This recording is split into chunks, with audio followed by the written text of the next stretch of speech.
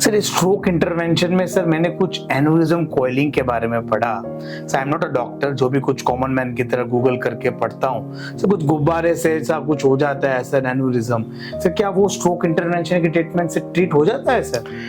देखिए, stroke intervention का मतलब है कि ब्रेन में दो तरह से स्ट्रोक हो सकता है, एक नस के ब्लॉक होने से और दूसरा नस के फटने से।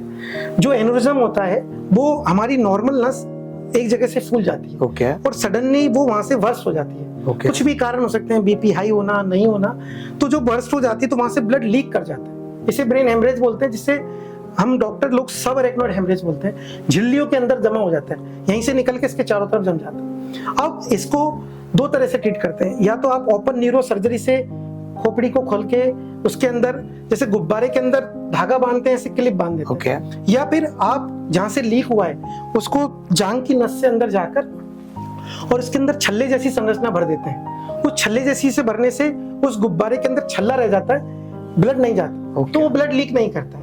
इसमें फायदा क्या हुआ, आपको कोई सर्जरी नहीं करानी पड़ी, बिना सर्जरी के ही आप ठीक हो गए।